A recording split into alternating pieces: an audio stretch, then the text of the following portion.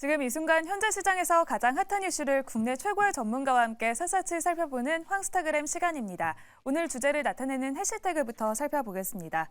규제한 빅테크 정조준으로 했습니다. 세계 최초로 AI 규제법에 대한 합의가 이뤄졌습니다. 유럽연합이 2년여 만에 합의안에 도달한 건데요. 지난해 11월 챗GPT가 출시된 이후 생성형 AI 열풍이 불면서 이제는 대중화가 성큼 다가오자 미국의 빅테크를 규제하기 위해서 이렇게 유럽연합이 빠르게 규제를 만들었다는 분석이 나오고 있습니다. 얼굴 인식과 지문 스캐닝 등 생체 인증 툴에 대한 규제를 포함하고 있는데요. 유엔도 내년 8월까지 AI 규제안을 마련하겠다고 밝혔습니다. 관련 이야기는 황스타그램에서 샅샅이 살펴보도록 하겠습니다.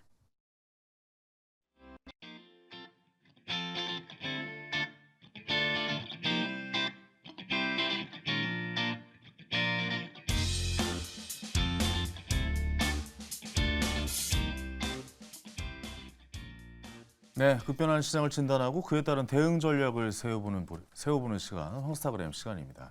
요즘 사실 2023년에는 AI를 빼놓고 이야기가 안 될 정도였죠. 특히 주식시장에는 말이죠. 근데 요즘 AI 개발을 주도하고 있는 마이크로소프트사와 또 챗GPT 개발사 오픈AI가 미국과 유럽 당국 조사 위기에 처해 있다라고 좀 보도에 나와 있습니다. AI 규제가 본격적으로 좀 시작이 되는 걸까요? 이 이야기 한번 좀 나눠보도록 하겠습니다. 매일경제신문의 추동훈 기자와 함께 해보겠습니다. 어서 오세요. 네, 안녕하세요. 반갑습니다. 네. 조사를 한다는데 뭐 이런 이야기가 계속 좀 나오고 있고 뭐 AI가 과연 어디까지 커질까? 그러면서 이 자체 안에서는 이분들은 그 미래를 좀 봤을 거 아니에요. 그렇기 네. 때문에 뭐 회의도 하고 모여서 뭐 미국 상원에 모여서 이야기도 하고 그랬는데 본격적으로 규제를 한다라는 이야기가 나오고 있죠. 이거 어떤 내용일까요? 무슨 규제를 한다는 걸까요? 23년도가 말씀해 주신 대로 정말로 인공지능의 해지 않았습니까? 그렇죠. 모든 기술들 그리고 모든 기업들이 이 반도체 그리고 AI 기술 개발에 완전 혈안이 되어 있었다라고 말해도 과언이 아닐 정도로 네. 빅테크 기업들은 모두 AI 기술에 매진해 왔습니다. 자, 23년도가 성장의 한 해였다면 24년도는 어찌 보면은 규제의 해가 될 수 있을 것이다. 너무 급변하고 그리고 급성장했던 AI 시장에 대한 규제가 조금 본격적으로 논의될 것이다라는 이야기가 안 그래도 나오고 있었는데 그와 관련된 내용이 구체적으로 벌써 나오고 있다는 겁니다. 지금 시기가 딱 12월이잖아요. 그렇죠. 딱 내년도를 코앞에 두고 있는데 이 시기에 미묘하게도 미국과 유럽 곳곳에서 이렇게 AI 기술에 대한 규제를 강화하겠다라는 메시지가 났는데 그 핵심 내용은 바로 오픈 AI라는 기업입니다.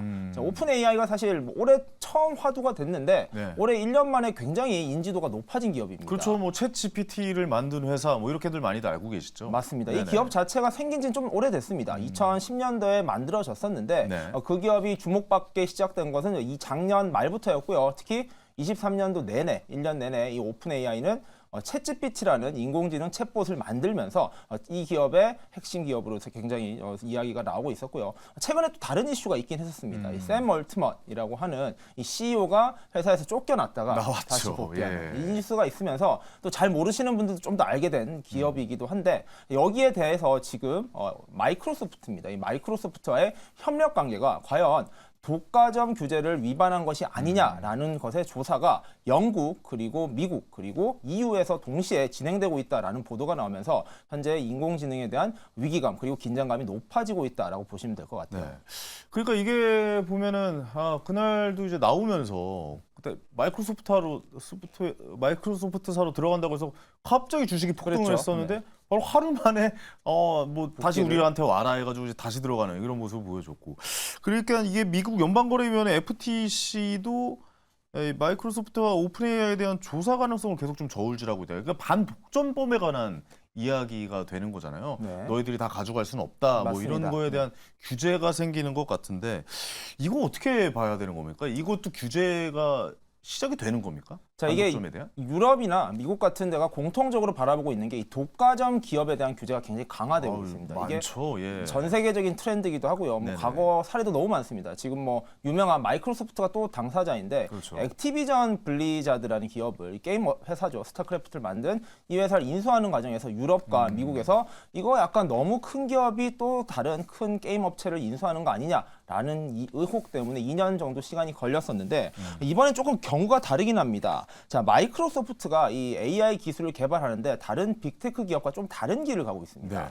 예를 들어 앞서도 언급해 주신 것처럼 구글 같은 경우에는 뭐 제미나이 같은 걸 발표를 하고 자체적인 기술 개발, 독자적으로 AI 기술을 개발하는데 이 마이크로소프트는요 회사 안에 팀을 두는 대신에 이 오픈 AI라고 불리는 챗GPT를 만든 기업과 제휴를 통해서 이 인공지능 기술을 개발하고 있거든요. 그렇죠. 뭐 이게 어찌 보면은 이 독과점, 너무나 많은 걸 맞아요. 하는 것을 피하기 위한 꼼수가 아니냐라는 이야기가 있어 왔었는데. 아니 왜냐면 마이크로소프트사는 그 전에 그런 거에 대한 엄청난 규제를 그렇죠. 많이 받았잖아요. 뭐 윈도우부터 시작을 해서 아까 말씀하셨던 게임에서 그래서 이거를 약간 돌려서 한 것 같은데 결국에는 엮였잖아요. 네, 맞습니다. 예. 이게 마이크로소프트가 오픈 AI 투자한 금액이 무려 130억 달러에 달합니다. 아, 이게 한국 돈으로 예. 17조 원이거든요. 이 엄청 많은 돈을 투자했고 지분이 미묘하게도 49%라는 거예요. 그러니까 50%가 넘으면 거의 지배권을 가지고 있지만 49%는 협력 관계로 볼 수 있는 여지가 있는 정도의 지분을 가지고 있었고 네. 근데 말씀해 주신 대로 이 샘 알트먼 사태를 보시면 아시겠지만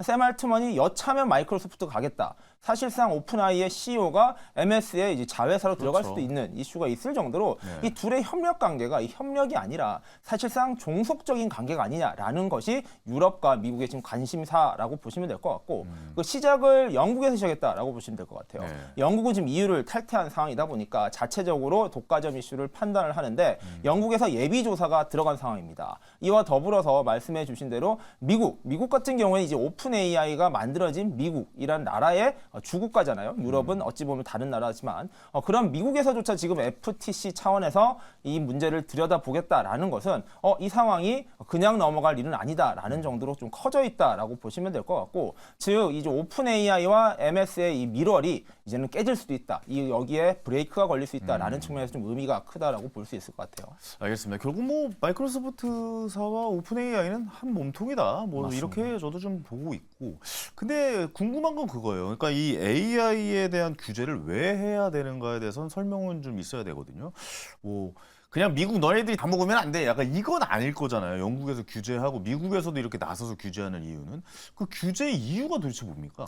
자, 뭐 인공지능이란 게 사실은 올해가 많이 알려는 졌지만 올해 새로 나온 기술은 아니거든요. 그렇죠. 수년간 계속 쌓여왔었고 옛날에는 뭐 오래된 영화 AI라는 영화도 있지 않았습니까? 맞아요. 그동안 뭐랄까 좀 꿈을 먹었던 맞습니다. 섹터죠. 네, 예, 그랬던 예. 섹터인데 이게 약간 우연치 않게 챗GPT의 인기로 인해서 갑자기 부각이 됐고요. 현실이 됐죠. 이게 부각이 되니까 빅테크 기업들은 너도 나도 할 것 없이 이게 지금이 기회다라는 생각으로 달려들었습니다. 네. 그리고 산업이 1년 동안 굉장히 빠르게 성장을 했었는데 그렇죠. 그렇다 보니까 여러 가지 긍정적인 작용도 있겠지만 부작용도 많을 것이다라는 우려가 커졌다라는 점이 지금 규제가 시작된 이유라고 보시면 될 것 같고 네. 재미있는 게 오픈 AI의 설립 이유를 살펴보면요. 이 기업이 이 AI 기술이 너무 방대해지고 나쁜 방향으로 가는 걸 막기 위해서 만들어진 비영리 기관이다라는 측면에서 굉장히 아이러니하다라는 이야기가 나오고 있거든요. 그리고 잘 아시는지 모르겠지만 일론 머스크가 사실은 오픈 AI의 창립 멤버입니다. 맞아요. 네, 그게 일론 머스크 역시 인공지능의 발달이 인간에게 마냥 도움이 되는 것은 아닐 것이다라고 생각을 했었고요. 이걸 샘 알트먼과 같이 했기 때문에 오픈 AI를 창립했던 거거든요. 그런데 이 이해관계가 이제 안 맞아 들어가기 시작한 거예요. 이 샘 알트먼은 그래도 인공지능 기술이 계속 개발되려면 수익 사업이 있어야 되고 더 좋은 인재를 얻기 위해서는 계속해서 영리 사업을 해야 된다라는 입장이었고 일론 머스크 같은 경우에는 이게 그렇게 가면 안 된다. 우리가 만들어진 이유가 그게 아니다라고 하면서 결국엔 일론 머스크는 떠났습니다. 그런 가운데 샘 알트먼은 지금도 오픈 AI의 기술 경쟁력 그리고 사업을 확장하려고 애를 쓰고 있는 사람이고 그렇다 보니까 이러한 방만하고 급격한 성장에 대해서 규제가 필요하다라는 이야기는 계속해서 나올 수밖에 없다라는 걸 좀 지적을 해봐야 될 것 같아요. 그렇습니다. 일론 머스크 그는 대체 어디까지 연관되어 있는 건지도 궁금하기도 하고. 글쎄요, 일론 머스크는 그런 미래를 봤나요? 뭐 영화 이제 터미네이터 같은 그쵸. 미래가 좀 두려울 수도 있으니까 약간 우리 워워워 하자라고 좀 생각을 하는 것인지 어느 정도 규제의 필요성에 대해서 좀 이야기를 하는 것 같고 뭐 그러니까 이 바닥을 떠난 것 같기도 하고요. 이게 사실 돈이 몰리니까 이렇게 되는 거잖아요. 이게 네. 결국에 암호화폐, 가상화폐 예, 이런 성장 과정이랑도 어떻게 보면 좀 비슷하다라고도 볼 수가 있지 않습니까? 네, 맞습니다. 지금 빠르게 국가 단위 그리고 기업 단위에서 가이드라인 그리고 규제를 만들려는 이유는요. 사실 2년 전, 3년 전에 있었던 암호화폐 웨이브와 좀 관계가 있다라고도 좀 그렇죠. 보시면 될 것 네. 같아요. 이게 반면교사를 삼아야 된다라는 이야기가 나오고 있는데 자, 뭐 암호화폐 투자하신 분들 많으실 거고 지금 마치 3차 웨이브가 일어날 것 같은 분위기가 그렇죠. 굉장히 확산되고 있습니다. 반감기를 앞두고 그렇죠. 네, 네, 그다음 여러 실물 가지 ETF의 상장을 앞두고 좀 굉장히 크게 올라가고 있죠. 네, 그랬던 이제 암호화폐 사실 2018년도 즈음에 첫 웨이브가 있었습니다. 첫 상승이 있었고요. 그리고 2020년 코로나 이후에 2차 웨이브 그리고 지금은 주저했다가 3차 웨이브를 앞두고 있는데 네. 사실 암호화폐라는 것도요. 그리고 비트코인이라는 것도 2018년에 처음 나온 게 아니었거든요. 굉장히 오랜 기간 아유. 동안 성장해 그럼요. 왔었는데 2008년도 서브프라임 무기지론 이후에 나왔던 게 이제 비트코인이었어요. 좀 피자도 사 먹기도 네.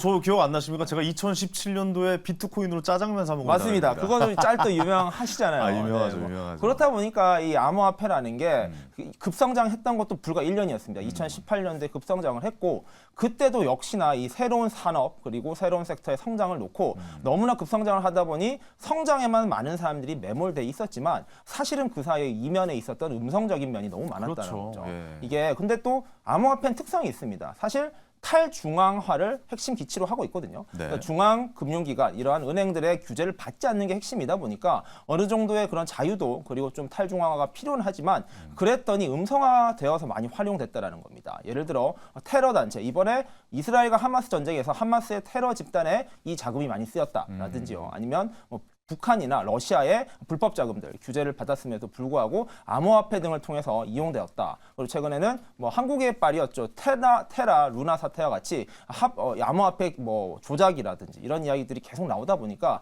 이게 결국에는 가이드라인이나 규제가 없었기 때문에 발생했던 부작용이었다라는 이야기가 나왔고요.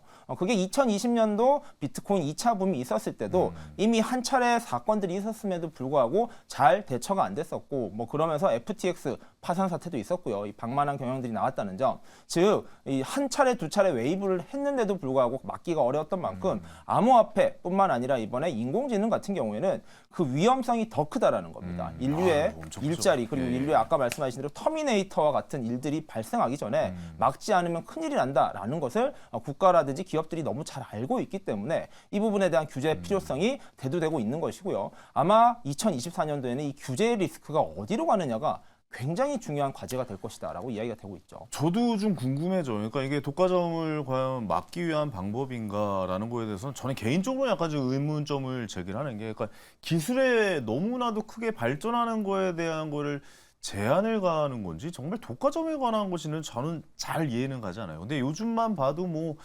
딥페이크 기술을 이용해서 맞습니다. 사실 AI의 완전 초창기 기술이잖아요. 요즘은 사실 구별도 잘 안 갈 정도예요. 초창기에는 그래도 이거 보고 나서 이거 가짜네라고 이렇게 얘기할 텐데 요즘엔 구별도 안 가고 저도 요즘 사칭 계정이나 이런 것 때문에 맞습니다. 굉장히 네네. 고생 중에 있고 사실 이런 거 보면서도 야 그렇다면은 AI 이제 기술로 해서 딥러닝 한 후에 딥페이크 기술을 접목시킨다면 이거는 완전 사람을 속일 수 있는 이게 지금은 사실 유명인이거나 뭐 약간 뭐 정치인이거나 무슨 이런 관련된 사람들만 하지만 일반 사람들의 내 친구와 내 가족을 속일 수 있는 기술로 발전된다면 이거 정말 그 큰일의 시작일 수 있겠다라는 생각은 하고 있거든요. 뭐 이게 보이스피싱 이런 건 아무것도 아니겠구나 이런 생각도 저는 했었어요. 뭐 그런 거에 대한 규제는 없는 겁니까? 네, 맞습니다. 처음에 이야기했던 거는 이제 마이크로소프트와 오픈 AI의 독점에 대한 일이었어요. 독점에 대한 부분에 대한 규제는 기본적인 정부들 그리고 기관들에 대한 입장이었고 이와 더불어서 연계되는 게 이 오픈 AI가 중심이 되었었던 네. 인공지능 산업 자체에 대한 규제의 필요성으로 이어지는 것이라고 보시면 될 것 같고 처음에 챗GPT가 출현됐을 때 여러 가지 부작용이 있었습니다. 예를 들어서 뭐 대학생들이 과제를 대신하거나요. 그렇죠. 시험을 대리하는 그리고 뭐 그 장문을 대신하는 뭐 이런 식으로 가벼운 정도의 문제점이 발생이 됐었는데 이게 좀 더 확산이 되어서 아까 말씀드린 대로 유명인을 사칭하거나요. 뭐 대표적인 사건이 미국에선 트럼프 전 대통령이 맞아요. 경찰들에게 구속되는 기억납니다. 이런 예. 장면들이 나왔었는데 그게 사실 딥페이크 기술이었어요. 그 굉장히 다양한 버전으로 나와서 뭐 뛰어가는 맞습니다. 버전도 나오고 네. 뭐 교도소에서 이렇게 판들고 있는 사진도 나오고 막 몇 가지 버전으로 나오는데 그게 가짜 뉴스였던 거잖아요. 네, 이제 그런 일들이 빈번해지고 뭐 이미지잖아요. 이미지뿐만 아니라 동영상, 목소리, 여러 가지 노래 등과 같이 다양한 형태로 이제 멀티 소스들이 이 딥페이크에 사용된다면 정말 일반인들이 속을 수밖에 없는 문제로 이어진다라는 것이고요. 네. 사람의 일자리를 뺏는 것뿐만 아니라 말씀해주신 대로 인공지능의 역습이라고 합니다. 한 인공지능 챗봇 같은 경우에는 우리가 이제 인류를 정복하기 위해 준비되고 있다. 이런 메시지를 던졌었거든요. 네네네. 근데 이게 지금까지는 메시지 정도에 불과하지만 기술의 속도를 봤을 때는 자칫 잘못하다가는 정말 빠른 시일 내에 큰 부작용이 발생할 발생할 수 있다라는 점에서 규제의 필요성이 언급되고 있고 그로 인해서 몇몇 기업들은요 자체적으로 인공지능 헌법을 만들었어요. 그래서 이 기업에서는 이러한 헌법에 따라서 인공지능 기술을 개발하겠다라고 이야기를 하고 있고 오픈 AI 같은 경우에도 약 50명 정도의 전문가들을 고용해서 현재 자신들이 가지고 있는 기술들이 어떻게 잘못 쓰이는 건 없나라는 것을 그렇죠. 계속 리체크를 하고 있다라고 합니다. 네.